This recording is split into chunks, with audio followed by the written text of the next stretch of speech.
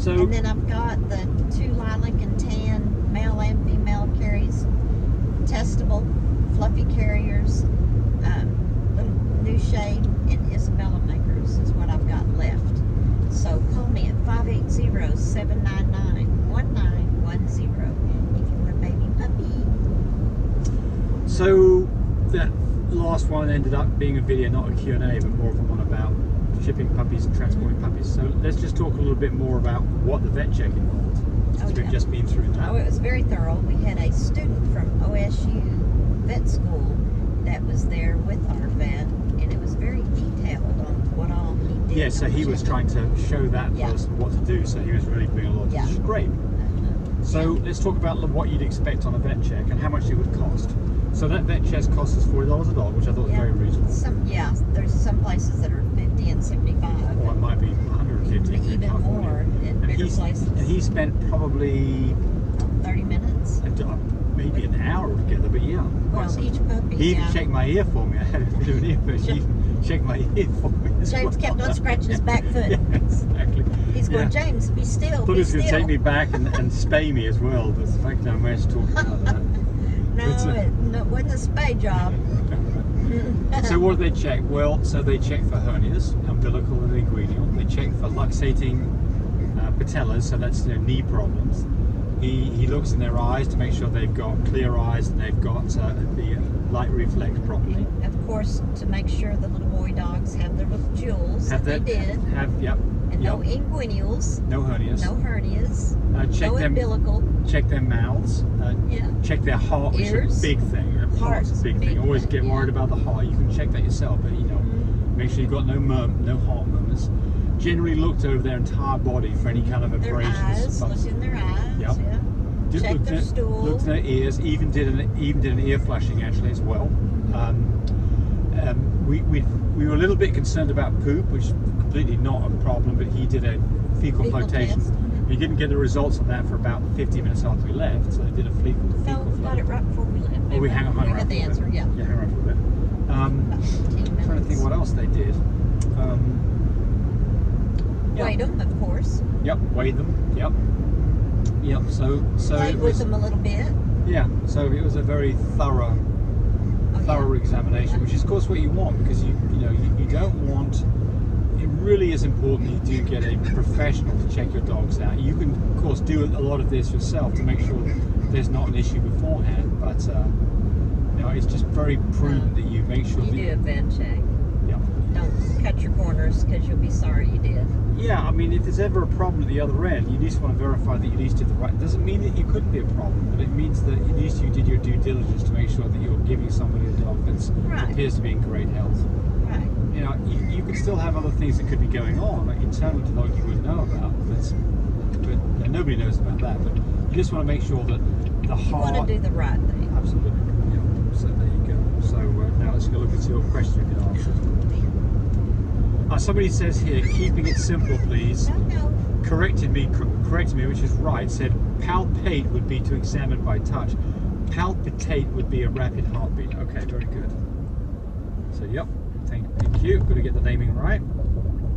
Somebody else says, and this is a good one. Somebody else says, welcome to Susan McBang 9215. Says you should name all of them. And we're talking about this litter right here. Oreo cookie number 1, number 2, number 3, named Brown Puppy Peanut Butter. So let's talk a little bit about that. We do try to have a common theme with our puppies, don't we? Mm-hmm. And sometimes we do a better job than others, but Dynamite fits that little one big time, because he is dynamite. He is a very ambitious little puppy. Yes, he is. Right. And so, Sparks is the other one because of all his markings flashiness. On his flashiness. Right. And then of course the ones that are available, Flash, he's pretty flashy himself too. Got a pretty flashy Marco. Weird. You want to talk when people are talking. Humans are talking. Humans are talking. He wants to come out and say hi. He says, I'm a human too. But I think it's a good idea. So you you want to be naming your puppies because you can. I mean, obviously, the people who get your puppies, they may continue with that name, they may not. That's they fine. don't have to keep the name we give them. No. We don't make a litter registration with that name on it. You get to choose the name of your puppy, and so should your customers when you're offering customers your puppies. But I think that it makes it more personable. Well, And you know, that way you can talk to your puppies and you can use the name and they get used to that. So I think it's a good idea. And I think a theme's just cool, especially also it makes it easier for people to remember which puppy they're looking at because they're trying to decide which puppy they want. And so typically what we've done in the past, we didn't do it this one, is to put some coloured bands or some jewellery on the puppies and be consistent about that every time. So I think it's a good idea to do that. Alright, enough on that. Francis Lawless, 8949. I'll let Tammy answer this one. He is 14 months old, too young to breed a French Bulldog female. No. He could be active at 7 months, and AKC will accept it, but not very many of them are. Yep. Usually at 10 months is about the norm. So what could go wrong if you used a male before 7 months old? What could go wrong? Well, AKC won't accept it. That's one thing. Paperwork. That's the first thing. You would not get AKC paperwork. The other thing, it's not going to be good potent stuff at all. It's not going. The chances he's not going to get a dog pregnant because his collection is just not. Just because he humps around doesn't mean he's ready. Yeah. So his collection. You got to have the good stuff. You may not be capable of getting a dog pregnant or getting a decent sized litter. You got to have. But there's not going to be a genetic potion. problem. There will be a genetic problem. You're not going to end up with dogs that have got problems. That's not going to happen. So this is purely two things. Can he get the job done reliably, get a decent litter, and will the AK accept the litter? That's it.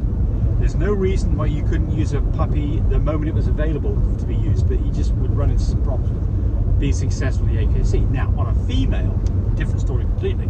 So tell me, what's your recommendation on a female? On a female? Yeah, when should you start breeding females? Well, preferably the second heat. But if that puppy does not come in heat until she's a year old, or real close to a year old, like 11 months and 3 weeks, and that's her first heat, go ahead and breed her. Now, every once in a while, a female will have a silent heat. And the reason why they call it a silent heat is because you don't know it. You don't know that it happened. But yeah, if she comes in heat finally at a year or after, go ahead and breed her that first round. Even though it's the first one, go ahead and breed her. So I'm going to add a little bit more to that. Okay.